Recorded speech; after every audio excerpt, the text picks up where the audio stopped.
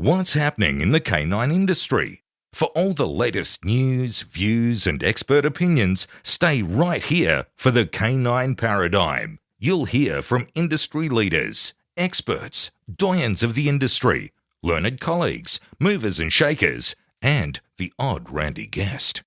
Get the latest insights and expert advice from both here and abroad from the people in the know. Now, here are your hosts, Glenn Cook and Pat Stewart. And I'm Lofty Fulton, and I'm out of here. Today's episode of the show is brought to you by the goat. The goat. The goat. Yeah, he looks like a goat. Yeah, because I was thinking like he's the original, the greatest, the original sponsor. You know when people say the greatest of all time sponsor, but he just is like an angry old goat. A billy goat that eats cans and fucks anything that gets in its path. It's Jason Furman. Yep, Einser Wiener. Einser Wiener dog quip. I shouldn't really say that because that's your name for Jason, the Einser Wiener. Even though it's stuck and people all around the world. I heard people on Clubhouse saying it the other day, which was very funny. You know how it came to be, right? When he gave us those hoodies, yep. Jane loved her one, right? It's the blue that she loves and it's really nice, super comfortable hoodie. Mm-hmm. And she just has no interest in dog gear or dogs in general beyond like cuddling them. Yep. One day she couldn't find it and she's like, where's my, that blue hoodie? I'm like, which one? And you've got a few. And she's like, the Einser Wiener one. Did you laugh immediately? Hysterical. And I said, say that again. I'm going to send it to Jason. And I got her to say it again. And now we're recording a whole ad about it. Yep. So anyway, if you want dog gear, Jason's the one to get it from. Einswick Dog Quip. Yep. EINZWECK? CK. Yep. Dogquip.com.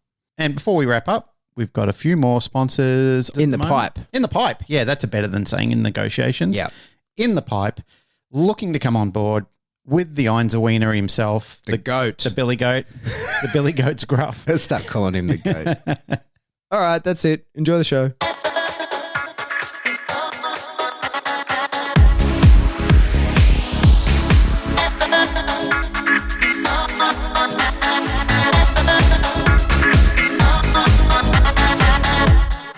Welcome back to the Canine Paradigm. I'm your host, Pat Stewart. I'm joined in studio today by my co-host, Glenn Cook, and very special guest today, it's Birdy O'Sheedy. Hello, fam. How are you? I'm good. It's been a long time since you've been here. Yeah, well, my dog died, so I kind of... Oh, way to drop it on us. Yeah. Well, no, to be fair... Thought we were going to build up to this. We're going to like... To be fair, Glenn announced it before I had announced. Oh, way to make me feel guilty. No, and I told you that was totally fine because you actually did me a favour. Yes, you did. Because I was hiding and then I couldn't hide any longer. Mm-hmm. Hey, stop everyone. I've got an announcement to make. It's not raining. It is an announcement, It was a brief interlude. Well, I had to do that because the week before the last episode, Pat goes, don't talk about the rain. I don't want to know about it. And then the last episode, he started going, oh, it's raining. I was just talking about how we could hear it. Yeah. Your dog. It died. It died. So Luna died. She did, yeah, she did. So tell us about what happened. So she died at the beginning of January, and I probably knew end of last year that something was up. Mm-hmm. And I realized that we're probably entering our last chapter. Mm-hmm. And everyone's like, no, you're just visual, you're just imagining things. And I'm like, I feel it in my core. Something, we're heading into a stretch. And then basically what happened is no one could look after her anymore. Like she had skin issues, she had anxiety, she lost weight, she was stressing so much she could only sleep when she was touching me. And in the end, you had to make these awful decisions that probably, they sit well with me now. And I'm going to share how I came to a place of peace. But, you're making also behavioral euthanasia decisions. So It wasn't about extending life. It was about how do we honor life here? How do we honor our journey? How do we honor what we stand for, our legacy, the values that we incorporate? And how do you make that call when your dog actually still has moments of happiness and you're still going to put it down? That's always the hardest thing, I think. Like from experience, every dog that I've never had a dog just die, the fucker's always like required to be put to sleep, unfortunately. Well, I have as a kid, actually. But I think one of the most difficult things is, as a person that understands dogs pretty well, is that I think dogs, for the most part, just live in the moment, right? Yes. And they don't think about good times that they've had and they don't project to good times that they may have again. They just they feel what they feel right now, which is one of the most amazing things about dogs. I think that's one of the treasures about them, and it makes making that sort of decision that you have to make when they're having a bad time. You go, oh well, to that dog, the world is horrible right now, and they're not remembering. They're not like an old person laying in bed remembering being young, right? They just know that everything is shit right now.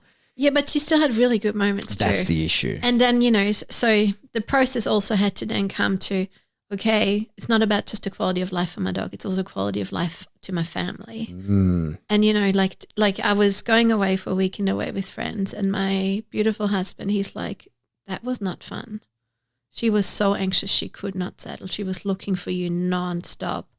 And it wasn't more separation anxiety. It was just, he's like, something switched in her head, like something just changed. And, when you looked at her, sometimes I'm like, did you actually have a seizure right there and then? But I just thought I'd come onto the show today. And it's probably a show that I have to actually have quite a lot of courage because it's so vulnerable. Mm-hmm. But I want to tell people what helped me a little bit. How did I come to a place of peace? Because I think if your dog is not steadily declining, it's more complicated. And I think certain tools really help me to make those processes and those decisions. Mm. Well, I think hit us with it, because it's something that pretty much everybody has to come to. Like, it's so rare these days because we have such good health.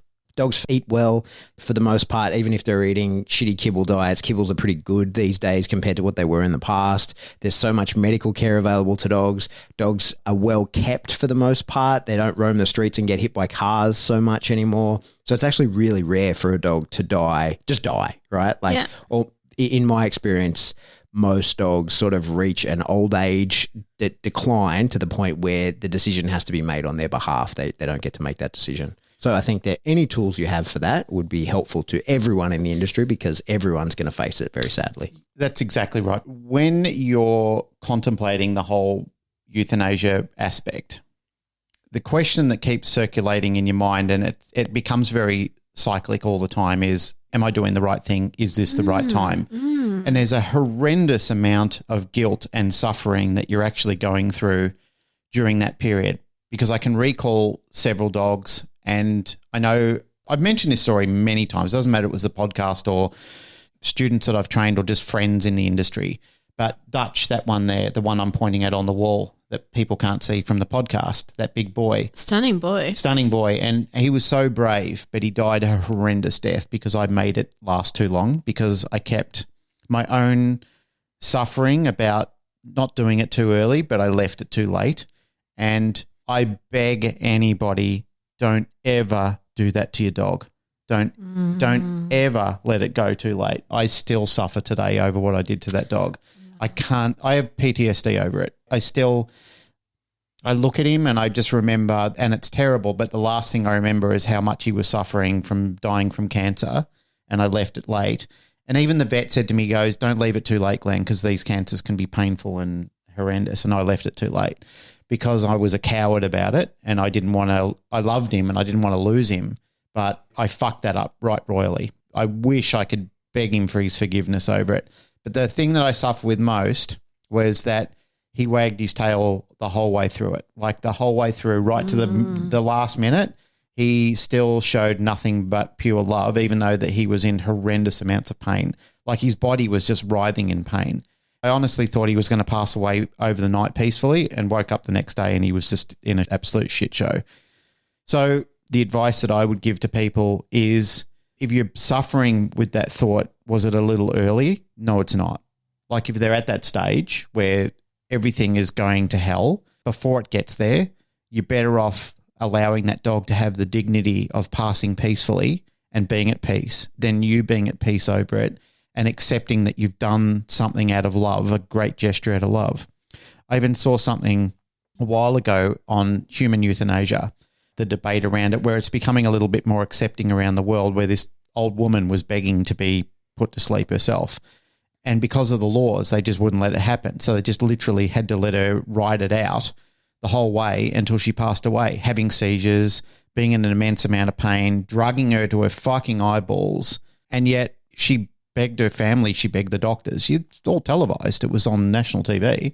You know, she's saying, please let me go. Please let me go. I don't want to be here. She said, I'm just in pain. I wake up in pain. I sleep in pain. I'm in pain all the time. You know, she said, I have no quality. I can't control my bladder. I can't control my bowel. I can't eat anything. I don't want to be here. It's not that I'm insane or anything like that. She said, I'm just tired and I'm in pain 24 hours a day. And that's what Dutch got to. He got to that point where I let him get into that pain point where he was just in constant pain. I'll never do it again. I'll never do that to a dog. I would rather it be a little early than a little late. And I know that's a hard thing, and it's probably a hard thing for you, Birdy, and it's something that you probably want to talk about and probably other people want to talk about. And we've talked about grief and losing dogs and things before. But I do need to emphasize that out of everything, out of all the hurt that I've ever felt from losing dogs, and I've lost a lot, and I've been there with them and I've held them and they've died in my arms and with Narelle and I or whoever was with me at the time, it hurts. It hurts like hell. It never gets any better. It never gets easier. In fact, I probably think it always gets a little harder. The older you get, the more vulnerable you feel, the more your heart opens to the dog. All the memories come flooding back. There's so many things that are there that just, they really punch a hole in your heart at the time. And it's a massive void that you just don't think will ever be filled. And it won't be filled the same. It'll be filled differently when it's done the right way. I can't forgive myself for what happened to Dutch, but I can forgive myself for every other dog because I did the right thing by them. By him, I didn't. But it also sounds like, you know, he was a teacher for the following dogs. As much as I try and encourage everybody when shit goes bad, all right, but mostly when it goes bad and you're sitting there wondering why and feeling sorry for yourself, you still have to ask yourself that very important question, what did I learn from this? Dutch's miserable final hours taught me that I will never do that to a dog again. I know that he was still happy to see me and everything like that, but I wasn't happy to see the state that I let him get to. Yeah, but now he's even sharing it with lots of listeners, right? So now his message is even carried on because I truly believe that certain dogs come into our lives for a reason. They're teaching us something. It sounds like, you know, Dutch's lesson is even reaching more people now because, you know, this is exactly the question that so many people ask me, and that's why I put a little online workshop together about, hey, how do you make those decisions? And it's essentially, you want to celebrate life and not avoid death. That's what you want to do in the end. Anyway, enough about me. Let's talk about you because we came here to talk about you and Luna and share your experience with it. And I know that's going to be a tough conversation, but let's have it. Yeah, it is tough. So I'm like really noticing how I'm holding a lot of emotions and how I'm really, really thankful I'm in a room with lots of beautiful friends. Probably not going to be the most structured podcast, but feel free to come on a ride with me. Essentially, what helped me the most was talking to friends who had dogs, like, you know, I message people. But in the end, it was this deep knowing of, hey, I just want to honor the journey my dog and I have been on till the last minute. And I realized in that moment when I thought about that, I want to honor just this process, our friendship, that love doesn't die. It's a never-ending love story. You know, they may be transitioning to different realms or into the afterlife or whatever concept you have about that. But Luna will be with me. She shaped me for the rest of my life. My best friends are in the dog industry. You know, people who come to my birthday party are the people I podcast with, the people I love, the people I hug, the people I tell them I love them. And she brought them into my life, so she will always be part of my life. And you did a good job with her.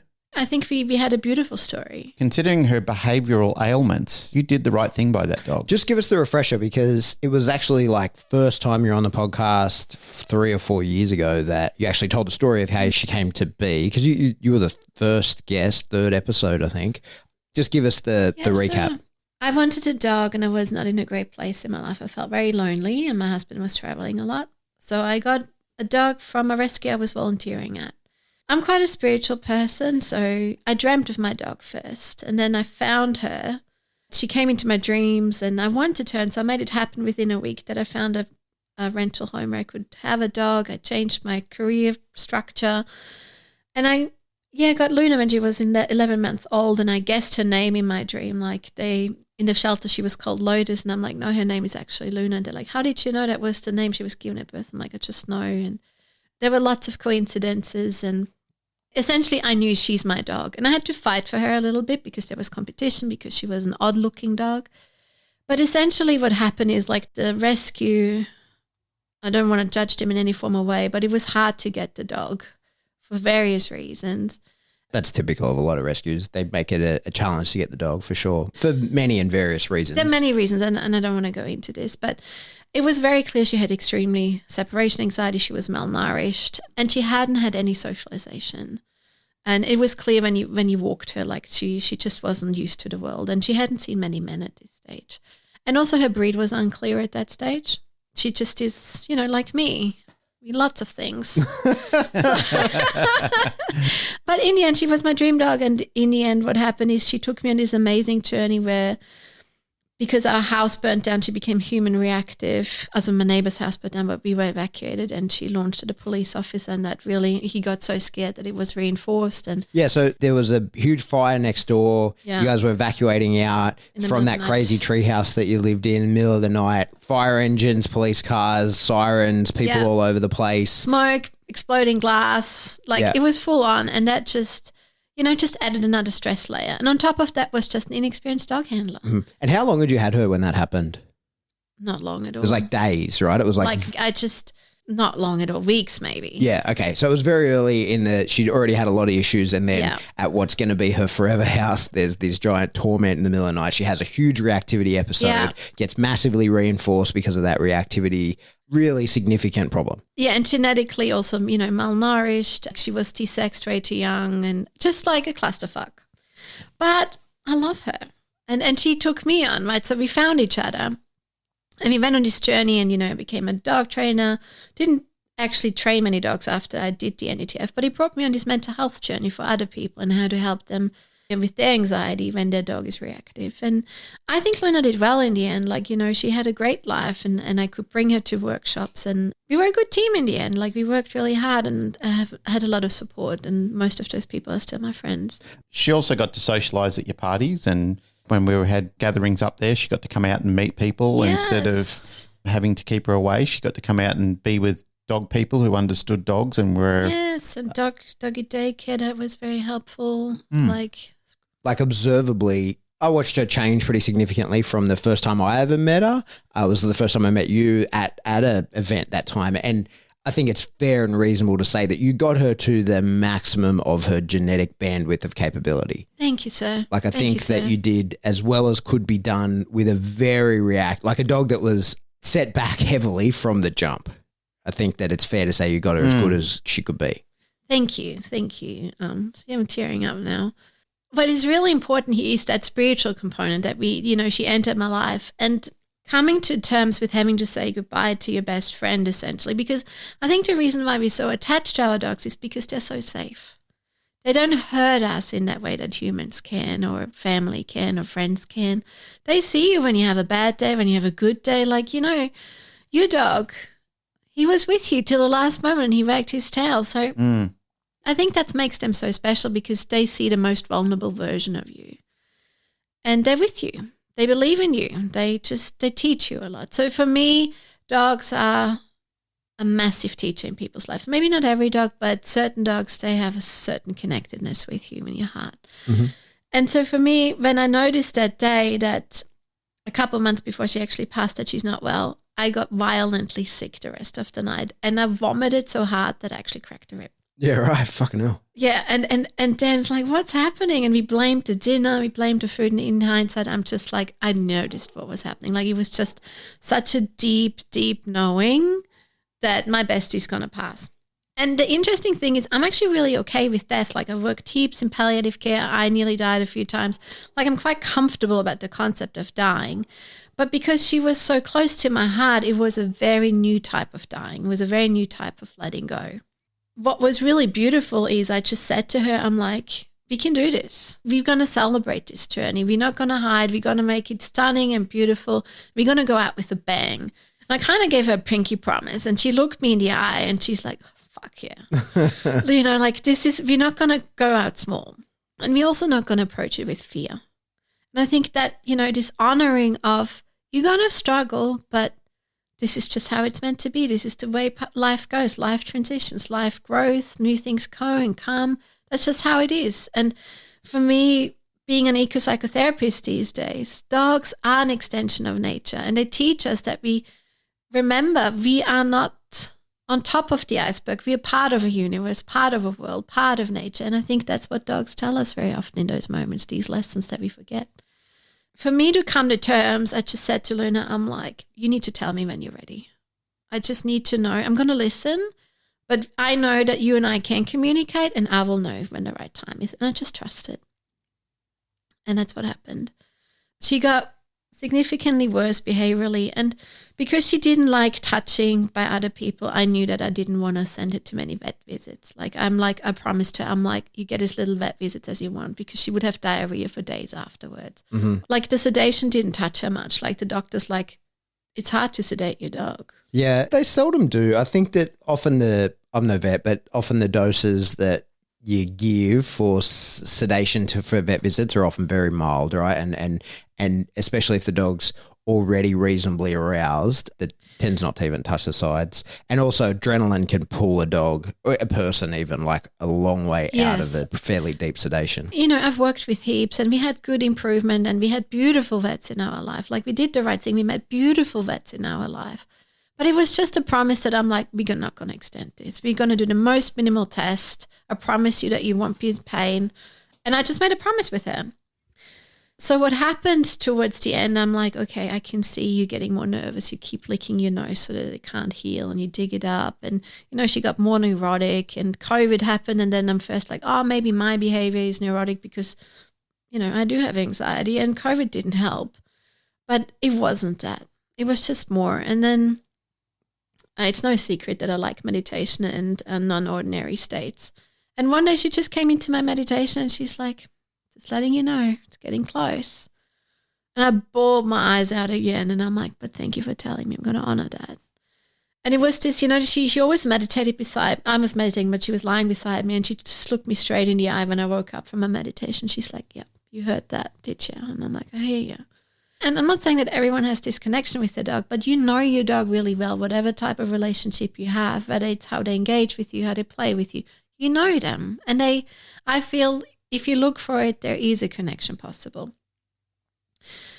So then in the end, we just celebrated life. She could do what she wanted. She could lie on the bed, you know, she could have as much from my plate of food, whatever. Like the rules were gone. We just had a really good time. And the hard part was to honor that she's probably going to cope much better with this than me. Mm-hmm.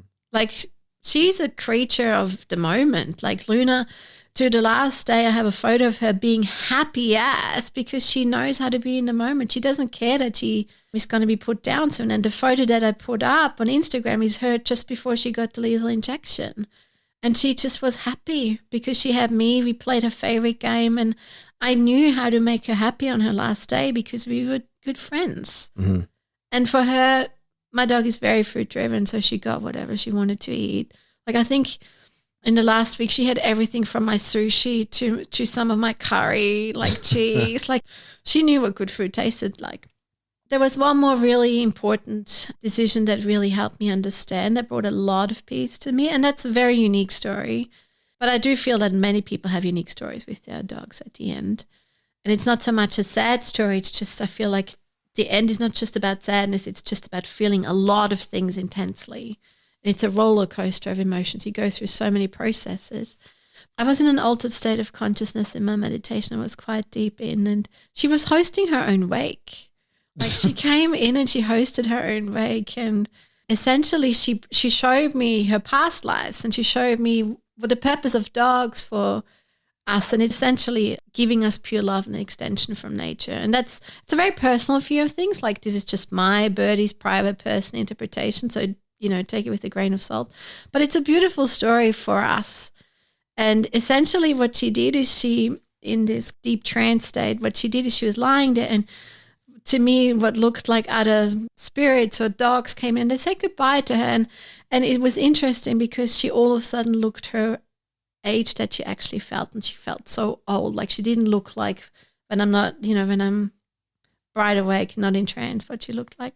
And what happened was she showed me that everyone needs a best friend, and that's why dogs don't judge the character of you as a person, because they believe in you so much, and they just always see the good in you, and they hold you accountable too.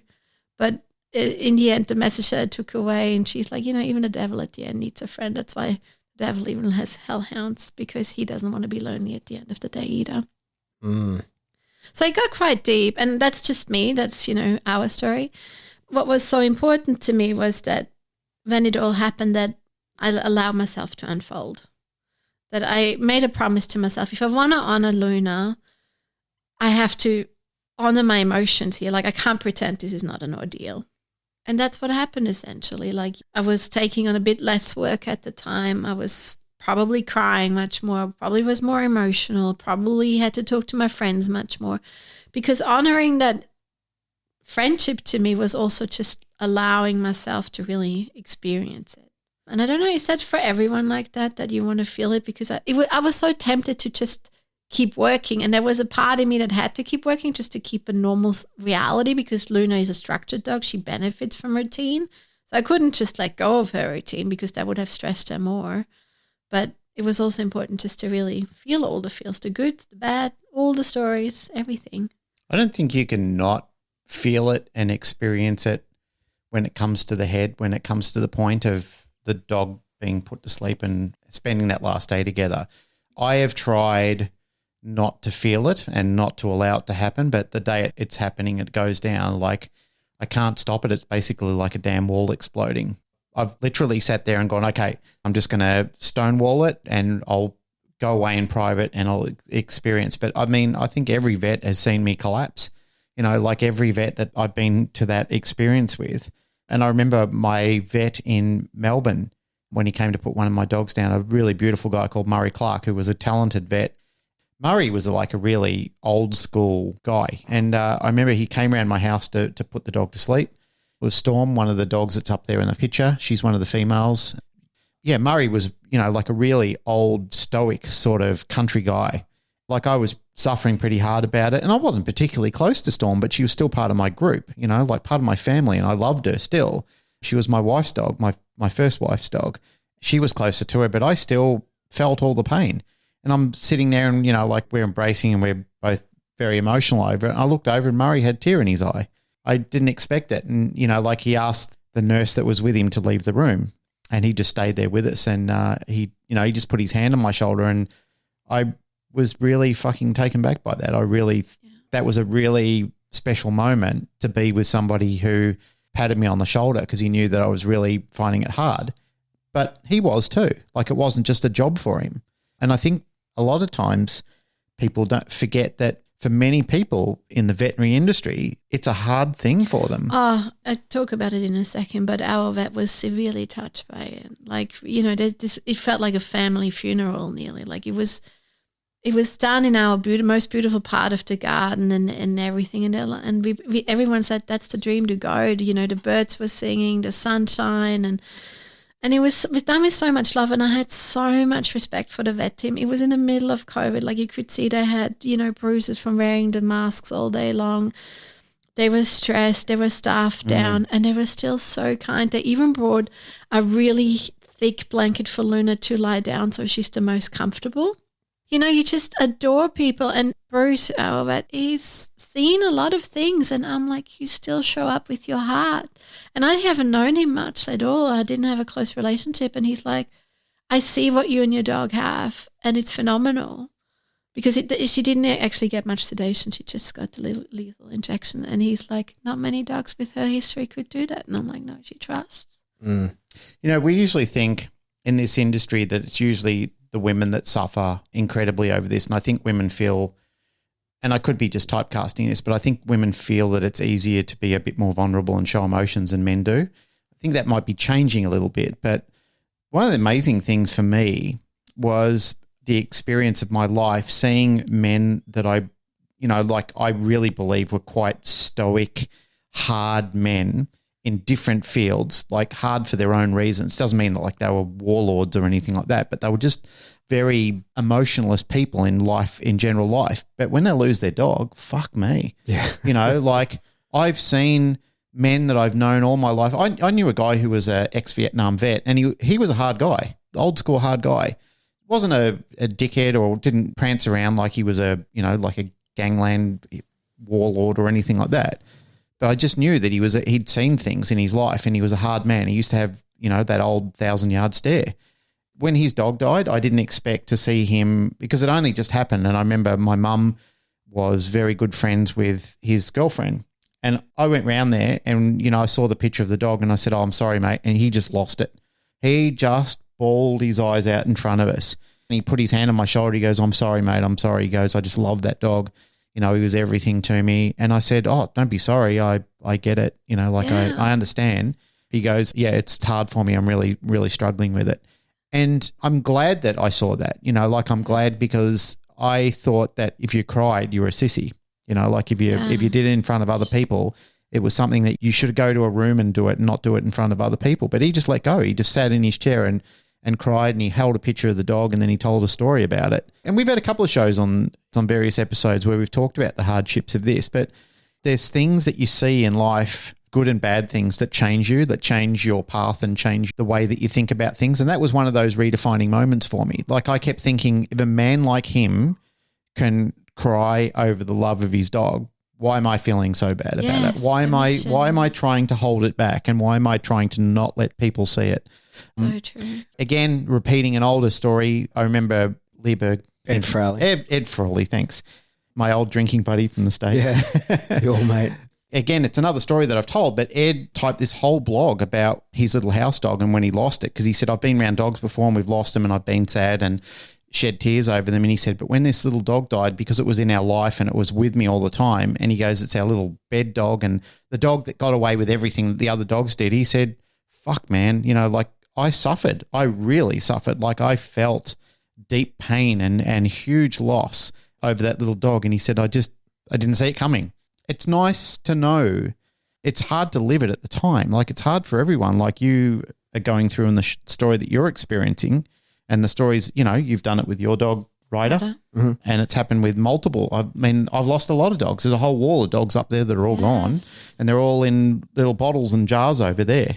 That little place is full of a lot of memories of some of my best friends and the entities that I loved most in life, you know, and still think fondly of them. It's crushing, but how could I not?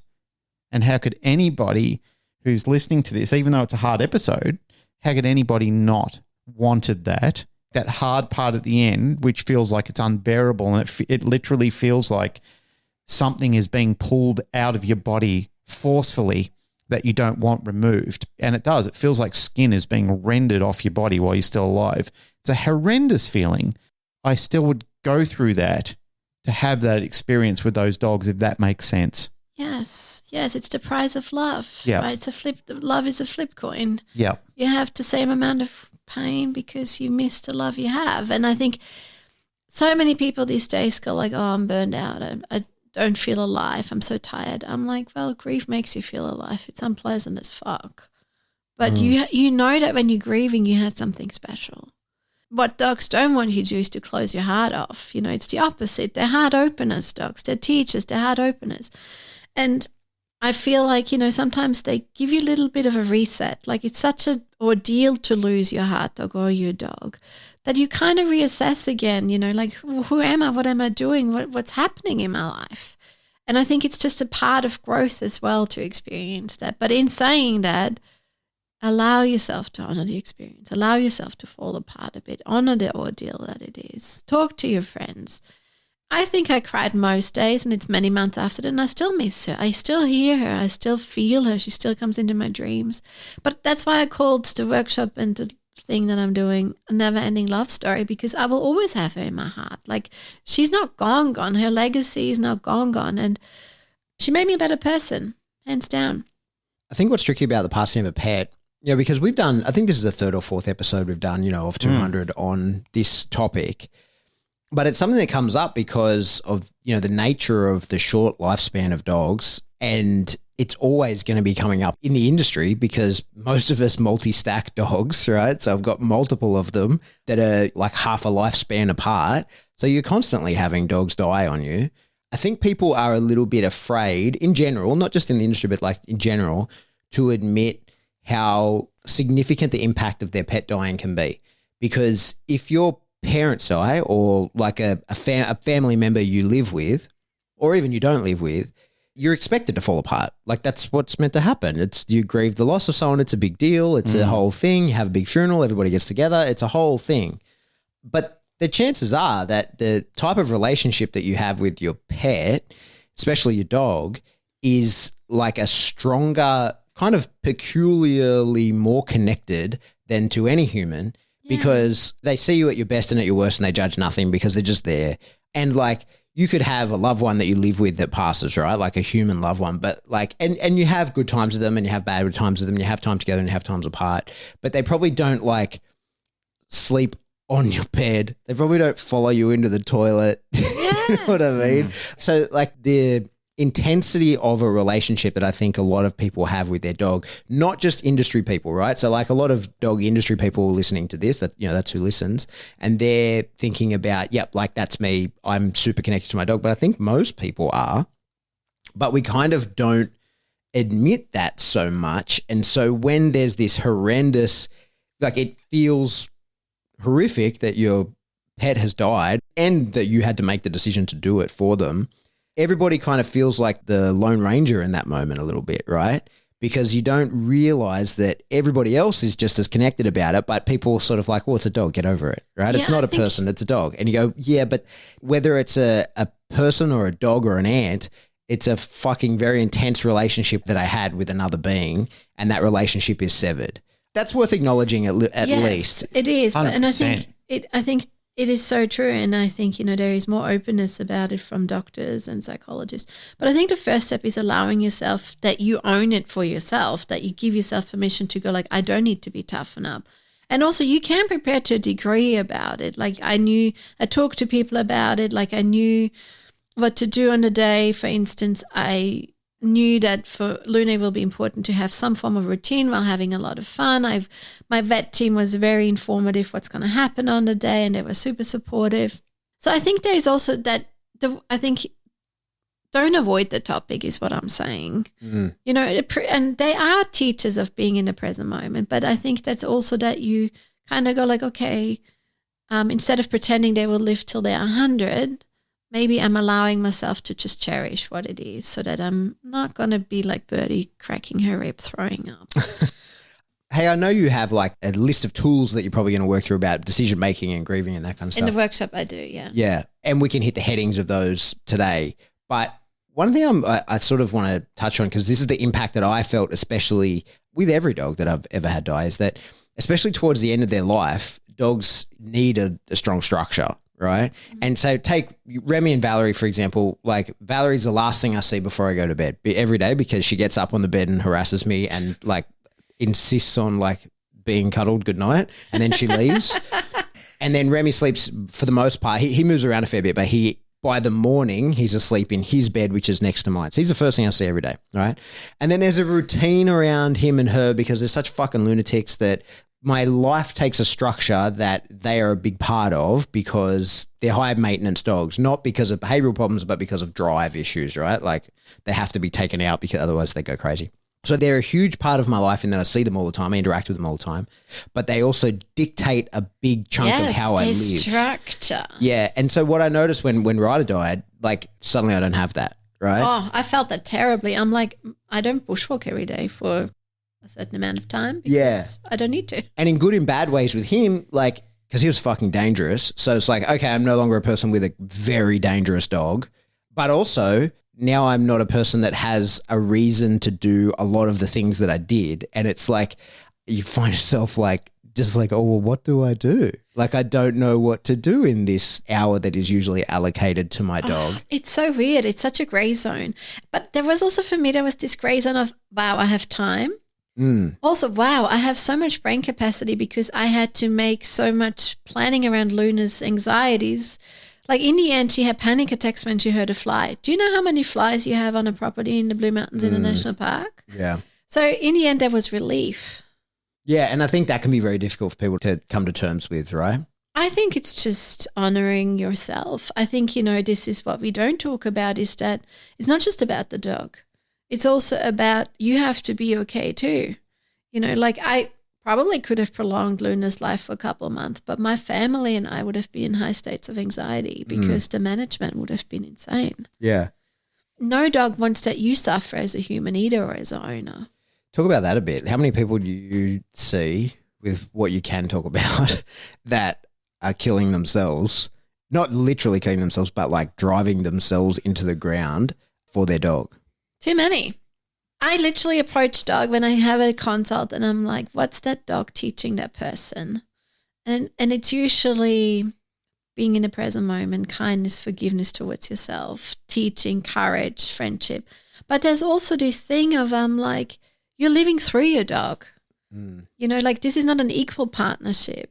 And it's probably never fully equal because they are in your care. But I think that a lot of people, they have this, you know, the dog has a better social life than them. The dog has more activities, purpose and drive than they do. And fair enough, a lot of, like I got a lot of joy of training my dog out, like it was a partnership. But I think that no dog wants that you suffer for their dog. Like I had ages ago, decades ago, a lady whose cat was on so many medications, so many blood tests a week, so many incontinence issues, so many wound cleanings, and the cat was like 20 years old or something. And my client nearly lost her job over looking after the cat. And I'm like, something's not right here. I don't think that your cat would want that for you. So I think it's also having, you know, this taboo topic of, are you hurting looking after your dog? Is your family hurting looking after your dog? And thankfully I have a family who's very upfront, and my husband's like, I love you dearly, darling, but we are in prison right now because of your dog. That's very true. It's a good point, and it's something that not enough people give consideration into, is that some of those final moments can be completely suffocating because you just get in a routine of locking yourself down because all you're doing is medicating and comforting a dog that's in complete distress, but you feel like you can't let that burden go, like you're just not ready to let it go. It's a hard one. It's hard. Like I said, it's a difficult one with Dutch, like when was the right time? And because of that, I feel that I'm better prepared to, but there's a lot of people who are still on their first dog and they just don't understand that. Sometimes these can be unpopular topics, and even though people don't really want to hear them, they kind of need to know it, because no matter what, it's something that you're going to experience. Of course, we want to think about the best things that are going to happen. Of course, we want to think about all the joy that we're bringing to our dogs. Like some of the people that I know, their dogs are far more popular than they are on social media. Their dogs are celebrated. Their dogs are worshipped. Their dogs are loved. Circling back to a point that Pat made before, I know people that on two hands they could count the amount of times that they've had serious problems with their partner that have caused serious stress in their life, but they can't do that for their dog. It's difficult for them to look at a time where they could go, oh yeah, my dog was just like a full-on shit this time and this time. Like it's very minor, and their dog's love is just unrelenting. The dog just loves you all the time. And even though you and your partner might have a great relationship, there are times where your partner's, the life that you share with them is turbulent. And there's times where you really do find out we're different people sometimes, but you're not like that with your dog. It's like the movie Coming to America when Eddie Murphy first meets that lady he's going to marry. And he says, do you have a favorite food? And she says, yes. And he goes, good. Whatever you like. Yes. What is your favorite food? She goes, whatever food you like. But that's what a dog does. You know, like a dog just basically goes, fuck it, son of a bitch, I'm in. Yeah, exactly. I've been waiting for a moment to drop that line, and you finally did it. Yeah.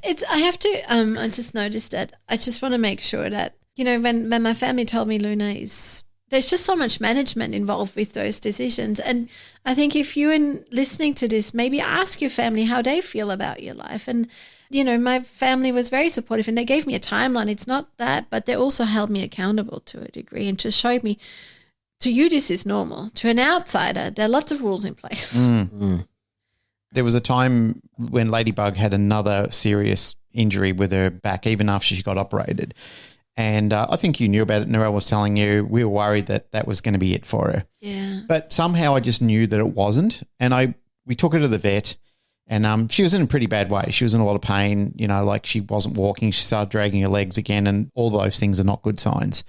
But I spoke to Jane and our vet, and she said, oh, this is not good, Glenn. You know, like she just kept giving me that, I think we have to make a decision here. And I said, Jane, I don't feel it in my bones today. I said, give her an anti-inflammatory and some pain medication and let's see how she goes. If it's still not right, I agree with you. We'll make the decision. I'll man up and we'll do this. But today is not the day. I'm telling you, I think we can manage through this. Literally the day after, she was back to herself. She changed overnight. She came right back. Now, Ladybug, we're a prisoner to Bug. She's got to be managed all the time. She constantly tries to kill herself, and not in a suicidal way. It's just that she's got so much drive still that she'll go parading around the place, colliding into things. She's still fucking fast, which is a problem. It's funny to watch. It's funny to watch because she looks like a drunk person running. She'll hurt herself, or she'll ingest something because she gets so wound up by those knobs outside, Randy and Macho, that she just gets overwhelmed with drive and anxiety and then goes, fuck it, I'll eat my blanket. And then we've got to pay, another squillion dollars to get that taken out of her stomach. She's had like 3 operations now. Like she's a fucking nightmare. She is. Yeah. And I love her, but I love that little dog to death. I really love her. And somebody said a joke to me online one day about she's a pain in the ass, just fuck her off or something like that. And I know that they meant it as a joke. And I'm not going to name the person. I'm not even going to tell you guys who it was. But I rang the person in person and I said, listen, if you were in front of me now, I know that was a joke. And I said, but I don't really find that funny. And I'd probably snatch the air out of your lungs right now if you were in front of me. That's how fucking angry I am.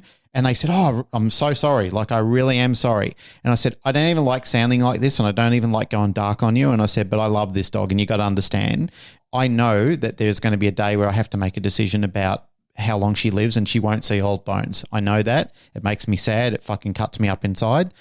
But she's still got so much fucking fight in her.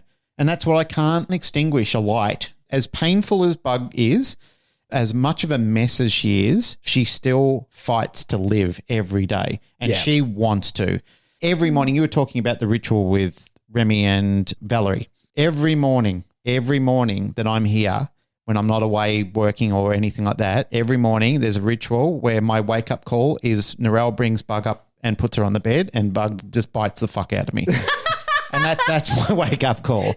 And both of us love it. We have a little wrestle. She bites my fingers and arms and legs and, it's our ritual every single morning.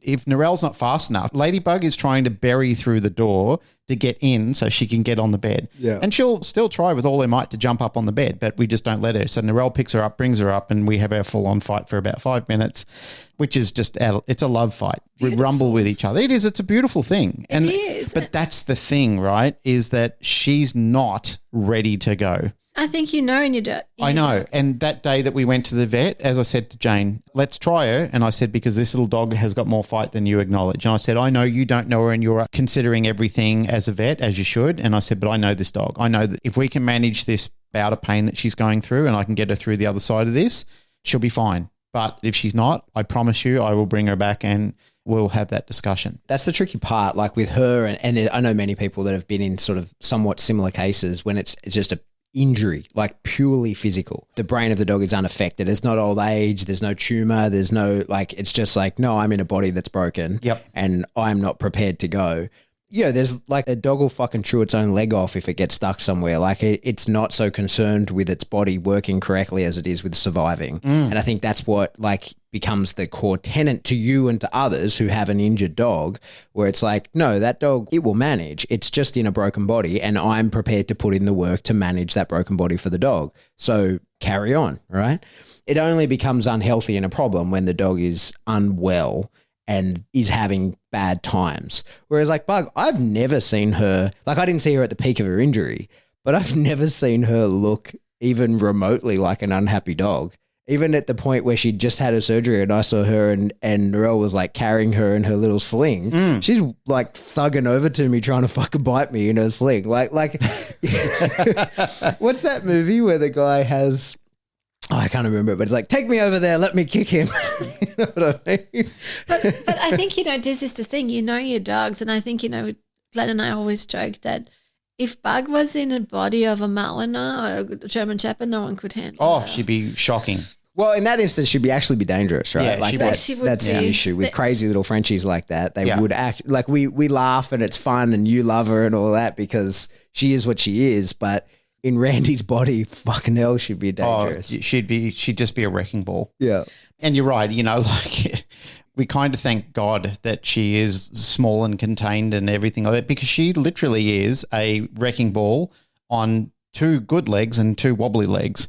But I can't see you having little plague bites in the morning, with Macho, because I'm like, Macho with Ladybug Spirit, oh my God, those bites would hurt. Macho's different. He's a cuddle puss, where Randy would literally, like, he'd run around on the bed 50 times in 1 second. It would look like a tornado of clothes and naked fat guys underneath.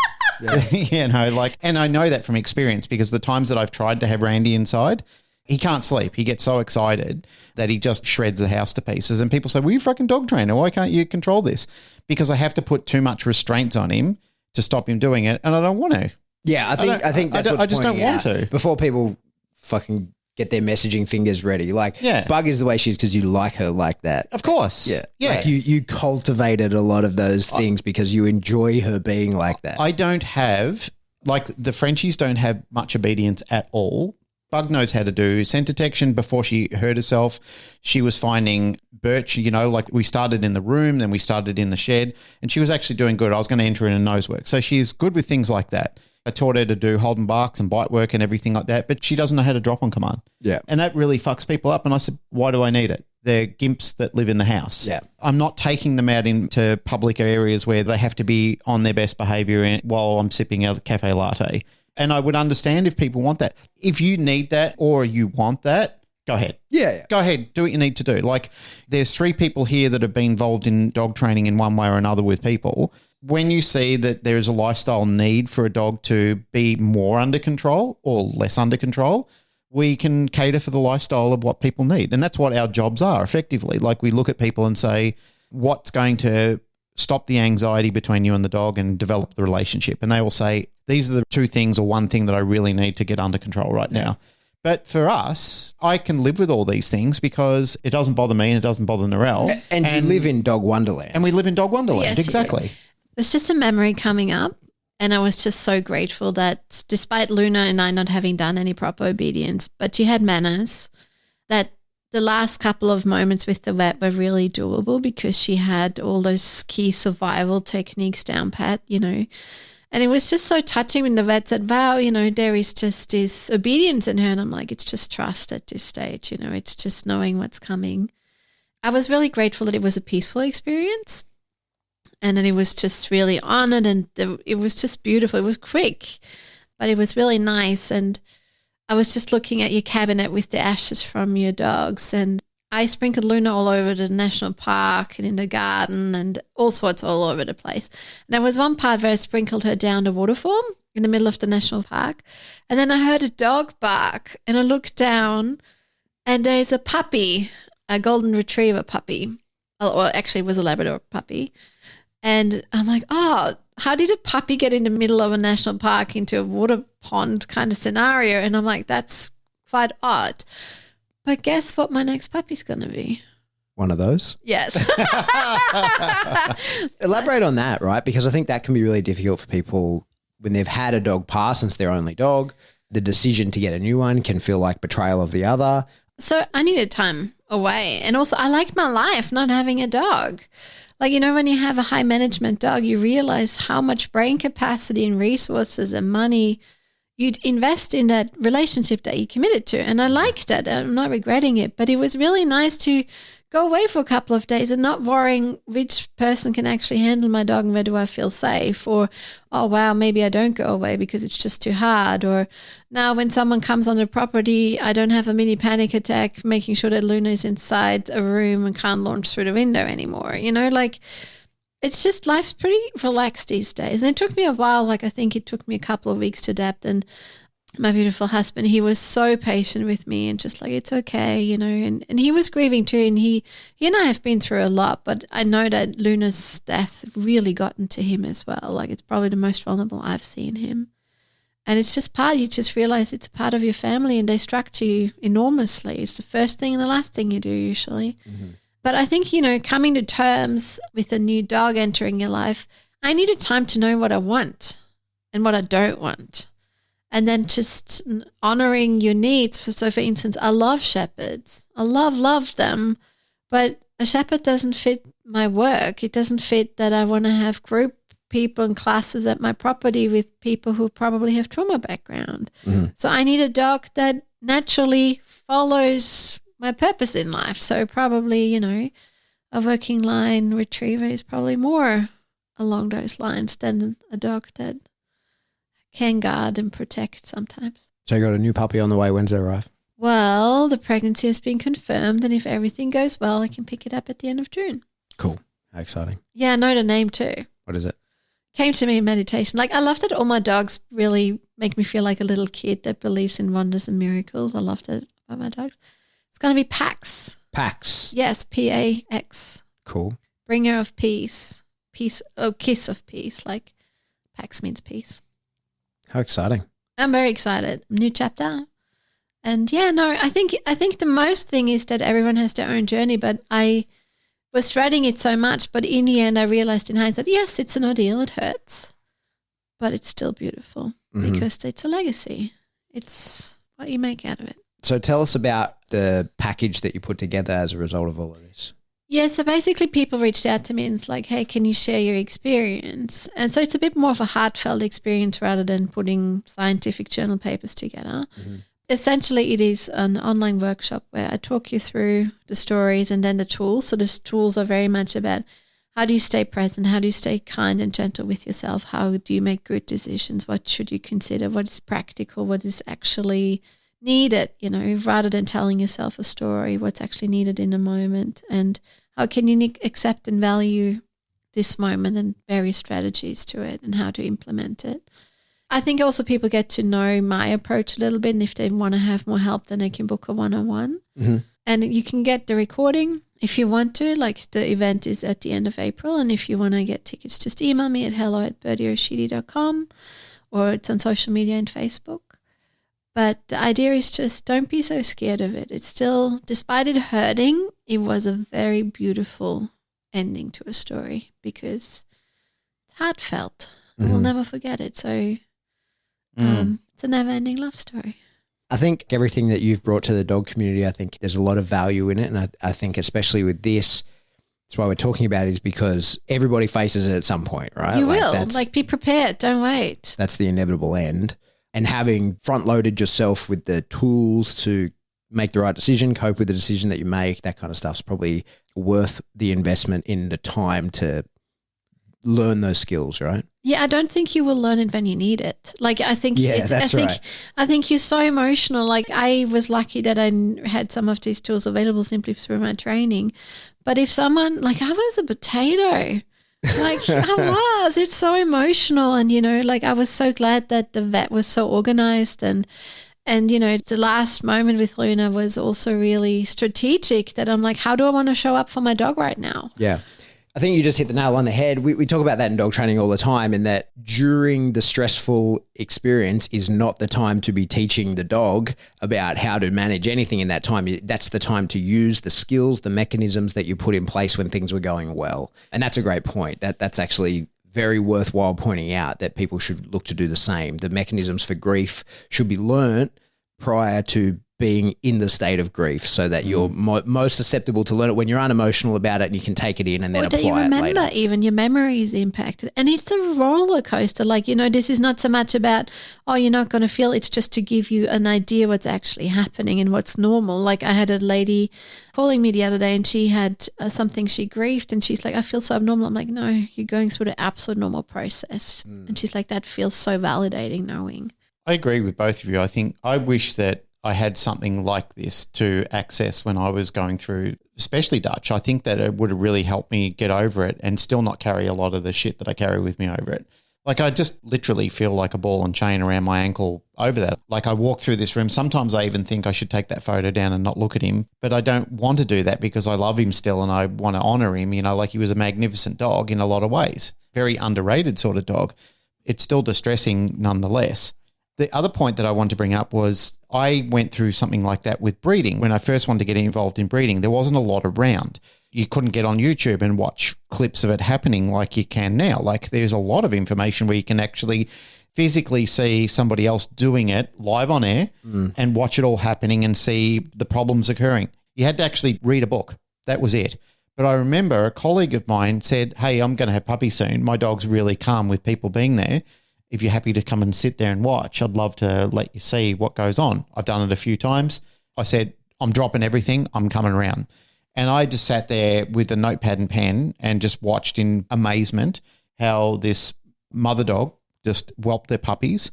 I was watching my friend and colleague just non-interfering as much as they possibly could. And I said, shouldn't you be doing something? And I said, only if I need to. This is nature at its best, and that's what you need to do is that, only if something is going wrong, that's the only time you step in. The rest of it is just purely observing and letting genetics do what genetics does best. I was just full of questions, like how does the mother know how to do this, like break the sack, do all this? And they said this is evolution over, millions of years since life was created. Like it's insulting to think that we can come in and just step in and do it. They know what they need to do. Like it kicks in. Nobody needs to teach them. It's like, this is what you need to do. This is how you do it. And he said, she'll sever the cord. She'll do everything. And he said, sometimes you get an inexperienced female who doesn't really know what to do and has a little bit of experience and is in shock until the genetics, snap and say, wake up. There'll be a puppy in a sack on the ground wriggling around and I'll be looking at it going, holy shit. And he said, there are times that you'd step in, you'd come over, you'd open the sack, you'd sever the umbilical cord and then introduce slowly the puppy to the mother. And if everything's right and it's all going well, the hormones will kick in and everything will take over. But if I didn't experience that, if I wasn't there and present in that moment, that would have been hard for me when I first had my puppies to know, just kick back. Just let it happen. One thing that did happen with my female at the time is that she didn't immediately give milk. But because I spoke to this person, they got me ready for that. Like I had a preamble of everything that I needed to have just in case. So I had dietary milk there. I had the fake puppy nipples and everything that I could, on the bottles that I could get. I even knew the right amount of flow. I knew the temperature it was because this person showed me how to do it. And again, if I didn't do that, I would have been freaking the fuck out because the puppies weren't getting fed. There wasn't enough coming down. I had to step in for a few things. But to add to that, I had them to call while things were going down and they would say, just leave it a little bit longer, let them suckle, just see how it goes. Remember the pinch test I showed you to see if they're dehydrating. This is how you get them involved in having a different type of milk. You can even rub the nipple on the mother to try and get some of the scent from her so they'll take it without rejecting it. And all the tricks worked. Everything that I was having problems with, all those tricks work because I had somebody in my pocket that was mentoring me through the entire routine. I've never had that with grief before when I was dealing with the dogs. I never had somebody to show me until I experienced it. And now I know how to deal with it better, even though it still fucking hurts, like we said, and we all acknowledge. I can deal with it better, but I never had somebody with the first couple of ones that when the vet left and when we were raw and you're just sort of sitting there by yourself and you're in your lounge room and you're alone and you think, what do I do now? I didn't have anyone to talk to me or give me a hug or anything like that. My wife was distressed. She was, she was in a bad way and I was in a bad way. Everyone was in a bad way over it because we just didn't know what to do with ourselves. I think sometimes if somebody was there just to sit down and have a chat with, and you might not feel like it at the time, or you might feel like it. You might feel like I've got a bunch of shit that I really need to get out and I just don't know how to deal with it at the moment. It's an ordeal for sure. For sure. And I was really lucky that I had friends and a very supportive family, a beautiful husband who was just letting me unfold for a while, not being efficient. Tell us again how people can get in touch with you if they're interested in doing this. So it's on my social media, Birdy O'Sheedy, or just email me, hello@birdyo'sheedy.com, and I send you the details. All right. Before we wrap up, Birdy broke the news about getting a puppy. Finally, after decades of having a drought. So you're getting a Doberman? Oh. How dare you, madam? I know how much Ralph loves Domies. How dare you? So I put it out there for quite a while that I haven't been able to find a Roddy. I've had some very kind offers, but some of the dogs may have worked out. But there's a lot of show lines in some of the dogs as well. I've finally got somebody who's interested in breeding working line dogs. They've got a litter on the ground at the moment. Ooh. Larry Crone wrote a message on his Facebook saying, I think it's about time I wanted a Roddy back in my life. And I said, I feel you, mate. I'm doing the same, but I just can't find a Roddy at the moment and I really would love one. And so would Narelle. we want a Roddy. We miss Roddies. You know, I've been known for 30 years as being a Roddy guy, and I don't have a Roddy. Finally, one has entered the spectrum, and there is a puppy with my name on it. Oh, cool. Yeah. That's exciting. Yeah. That's very When do you get exciting. it? So we're having babies together, Glenn? Very close. Very close. It's going to be, yes, it's about, I think they're about 3.5 weeks age now. I'm speaking with the breeder. She's doing amazing things. You should see, like, she sends me videos of the puppies in the whelping box while they're asleep, and she's playing all the sound effects. Like, she's got crowds and thunder and everything, and the pups are sound asleep while they're eating and playing with each other. She's got all the shit going on in the background. So they're used to the hustle and bustle of noise and everything like that. But she's also working with me. Like, she's saying, anything else you want me to do? Like, what are you suggesting? So I said, weird and strange surfaces, temperatures, like all those sort of things, and just certain behavioural things that are important to us in the working dog world. Try and observe these. They're going to change a lot.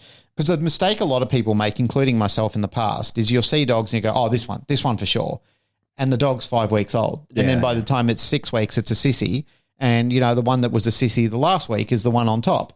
But then that all changes again, and it's like alphabet soup. Like, they change so rapidly. But what you want is you want a constant undertone of courage. And you do want a dog that's showing those traits consistently. So primarily what I've asked her to look for is the dog that's very confident and most consistent in its work, you know, like a dog that likes to investigate. It's exploratory. It's got ongoing and consistent drives as a little pup.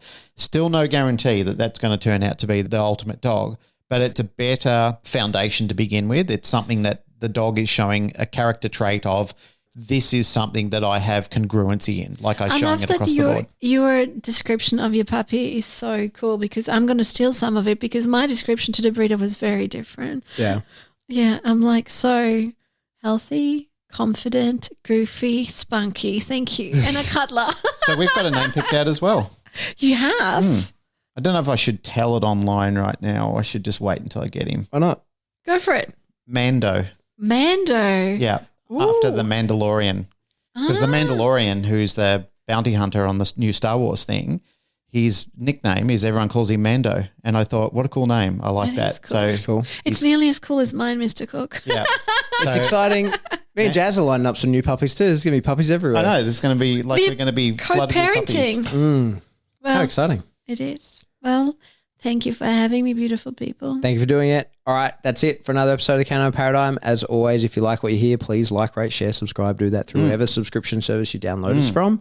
If you want to support the show, the best way to do that is Patreon. Jump into Patreon, a couple bucks a month gets you access to a massive backlog of information. A little bit more than that gets you regular lives going forward, and, you know, all kinds of shit. Or if you don't want any of that, you can just find any tier value that you want. Just throw money at us. Daddy needs a new microphone at times. We need soundproof rooms. Like, we're trying. Because you probably heard Macho barking his fucking ass off while we're doing the episode, and a motorbike riding by. Well, I don't want any of that shit. I don't want to hear those hums or barks or anything. I want to be in complete blissful silence, because I'm the one who edits this show, and I'm the one who hears it, and I'm the one who tries to disguise it every week. And that adds 20 minutes to my fucking editing time. Yep. So we need a soundproof. We need a soundproof room. All right, let's work towards that. Another way is Teespring. That is straight support. Buy some cool merch, look cool, give us some money. I think we get a few bucks per shirt that you buy, which is very exciting. I've still got to put Jane's one up. Bite Sports Curious. Bite Sports Curious. I have not done that. I've been slack. I've got to put that on Teespring. It's called Spring. Yeah, Spring now. Yeah. If you want to get in contact with us, the best way to do that is jump in the Facebook group. That's where a lot of cool stuff happens, as you can group source some information in there. Be kind to everybody in there, and you're very, very welcome. Or you can shoot us an email. We are info@thecanineparadigm.com. Goodbye.